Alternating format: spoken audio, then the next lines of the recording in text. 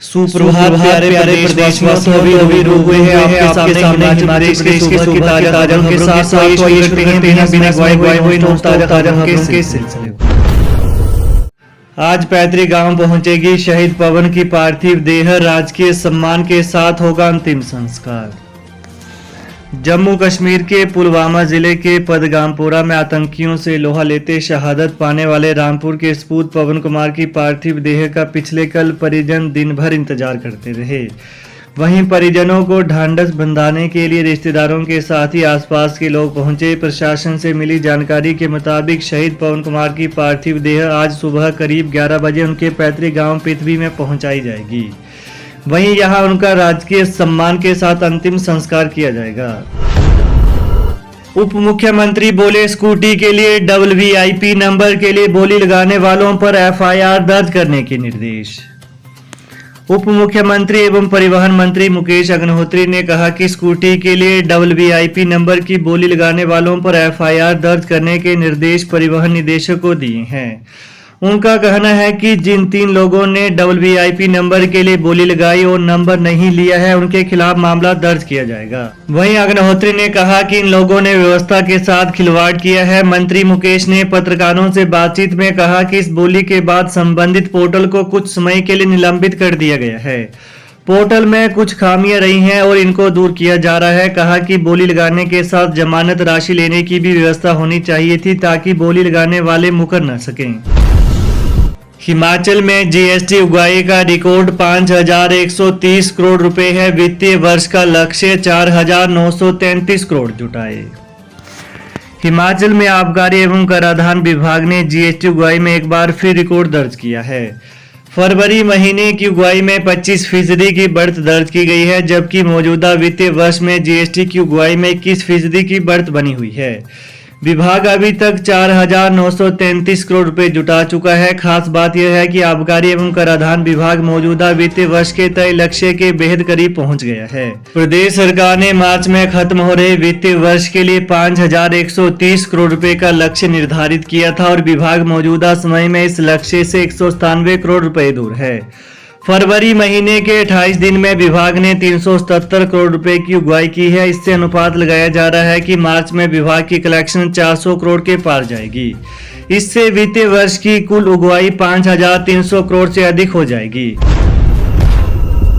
फरार आरोपी को पकड़ने गई पुलिस पर लोगों का हमला, मौके से भगाया। चर्च मामले में फरार आरोपी को पकड़ने गई पुलिस कर्मचारियों पर हमला कर गुर्जर समुदाय के लोगों ने आरोपी को मौके से भगा दिया। मामला चंबा जिले के पलियूर गांव का है। लोगों की पुलिस कर्मचारियों के साथ हाथापाई भी हो गई। पलियूर निवासी रुस्तम के खिलाफ करीब 2 वर्ष पहले पंजाब की अदालत में चर्च को लेकर मामला दर्ज है। वह पुलिस को चकमा देकर फरार हो गया था। तब से पुलिस उसे पकड़ने का प्रयास कर रही है। वहीं अदालत ने उसके खिलाफ गैर जमानती वारंट जारी किया है। पिछले कल पुलिस को सूचना मिली कि आरोपी चंबा के पलियूर पहुंचा है। इस पर पंजाब पुलिस के 2 जवान उसे पकड़ने के लिए चंबा पहुंचे। सदर थाना से भी मदद के लिए पुलिसकर्मी भेजे गए। आरोपी के ठिकाने पर पुलिस के दबिश देते ही गुर्जर समुदाय के लोग वहां इकट्ठा हो गए। कर्मचारी चयन आयोग की कलाध्यापक भर्ती परीक्षा का पेपर भी हुआ लीक। हिमाचल प्रदेश कर्मचारी चयन आयोग के पेपर लीक मामले की कड़ियां आगे जुड़ती जा रही हैं। अब विजिलेंस ने चयन आयोग की ओर से आयोजित कलाध्यापक भर्ती परीक्षा का पेपर लीक होने की पुष्टि भी की है। विजिलेंस जल्द मामले में तीसरी FIR दर्ज करेगी। वहीं आयोग ने पोस्ट कोड 980 के तहत कलाध्यापकों के 314 पद भरने की 24 मई 2022 को अधिसूचना जारी की थी। छंटनी परीक्षा के बाद 971 अभ्यर्थियों का 16 से 22 दिसंबर तक दस्तावेजों के सत्यापन के लिए चयन किया गया था, लेकिन अभी तक इसका अंतिम परिणाम घोषित नहीं हुआ। SIT के पास 2 दर्जन से अधिक विभिन्न पोस्ट कोड की भर्तियों में अनियमितता की शिकायतें प्राप्त हुई थी। चलती बस का शीशा टूटा, परिचालक ने छात्रा से वसूले 1,000 रुपए। HRTC की बस में एक छात्रा के साथ परिचालक की ओर से दुर्व्यवहार करने का मामला सामने आया है। मंगलवार को हमीरपुर से गुरुग्राम वाया नाल्टी गलोड जाने वाली बस में सवार हमीरपुर कॉलेज में पढ़ने वाली एक छात्रा जब बस की खिड़की का शीशा बंद करने लगी तो यह अचानक टूट गया। कॉलेज की छात्रा ने कहा कि बस का शीशा खुला था और बाहर से ठंड आ रही थी तो हल्का सा उसने शीशा बंद किया, लेकिन इस दौरान अचानक से शीशा टूट गया। बस का शीशा कैसे टूटा उसे भी पता नहीं चला। बस में बैठी सवारियों ने भी यह सब कुछ होते देखा। जैसे ही बस के चालक और परिचालक को इसका पता चला तो परिचालक आग बबूला हो गया और लड़की से दुर्व्यवहार करने लगा। तब छात्रा को मजबूरन 1000 रुपए देकर जान छुड़ानी पड़ी। वहीं पिछले कल लड़की और उसकी सहपाठियों ने HRTC के यातायात प्रबंधक अखिल अग्निहोत्री से इसकी शिकायत की। अखिल अग्निहोत्री ने कहा कि 2 मार्च को बस दिल्ली से सुबह हमीरपुर आएगी तो परिचालक और चालक से पूछताछ करके रुपए वापस दिलवा देंगे। शिमला में चिट्टे के साथ कांग्रेस नेता गिरफ्तार, रिमांड के बाद जेल भेजा। हिमाचल प्रदेश की राजधानी शिमला की पुलिस ने कांग्रेस नेता को चिट्टा के साथ गिरफ्तार किया है। शिमला शहर के टूटी कड्डी निवासी आरोपी दिवेश ठाकुर को पिछले कल रिमांड के बाद अदालत में पेश किया गया। यहां से उसे न्यायिक हिरासत में कैथू जेल भेज दिया गया है। शिमला पुलिस को SIU टीम ने 27 फरवरी को आरोपी से 40.13 ग्राम चिट्टे के साथ पकड़ा था। छोटे कारोबारियों को बड़ा तोहफा, शिक्षा और स्वास्थ्य विभाग में भर्तियां जल्द, जाने बड़े फैसले। हिमाचल प्रदेश मंत्रिमंडल की बैठक पिछले कल मुख्यमंत्री सुखविंदर सिंह सुक्खू की अध्यक्षता में शिमला में आयोजित की गई। बैठक में 38 एजेंडों पर चर्चा की गई। बैठक में कई बड़े फैसले लिए गए। वहीं शिक्षा और स्वास्थ्य विभाग में जल्द ही खाली पदों पर भर्तियां शुरू की जाएंगी। मंत्रिमंडल ने हिमाचल प्रदेश लोक सेवा आयोग शिमला को हिमाचल प्रदेश विश्वविद्यालय बोर्ड या अन्य निर्दिष्ट परीक्षाओं में कदाचार की रोकथाम अधिनियम 1984 के तहत लाने का निर्णय लिया है। इसमें उम्मीदवारों का निष्पक्ष और पारदर्शी चयन सुनिश्चित होगा।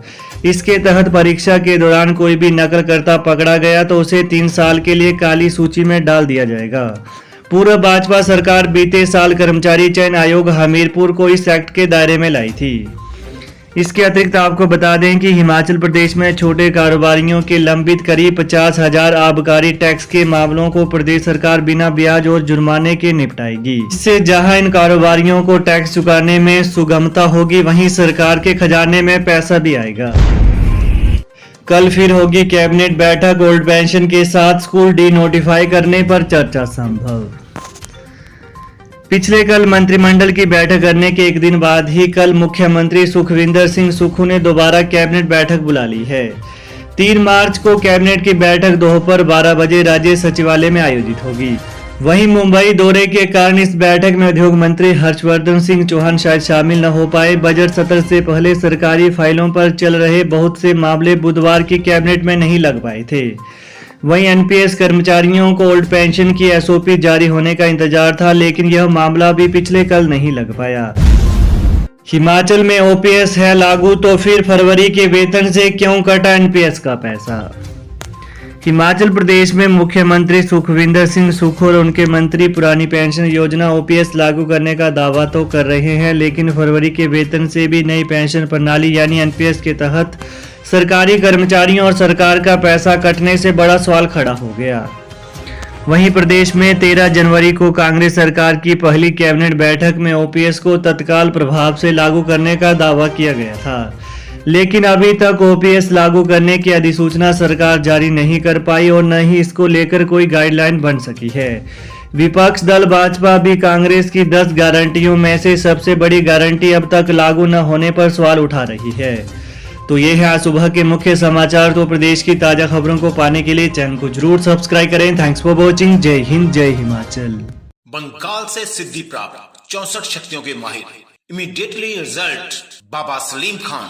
पक्का काम, तुरंत समाधान। हम कहते नहीं, करके दिखाते हैं। It is my promise. जैसे नौकरी, कारोबार, घर में क्लेश, किया किराया, जादू टोना, लव मैरिज प्रॉब्लम, सौतन दुश्मन से छुटकारा, विदेश यात्रा, स्पेशलिस्ट मनमोहनी, वशीकरण व मुठ करनी। घर बैठे 11 घंटों में A to Z समस्याओं का पक्का समाधान करवाएं। 101% गारंटी स्टाम्प पेपर पर लिख कर लें। अभी फोन करें। Mobile number 8860581665।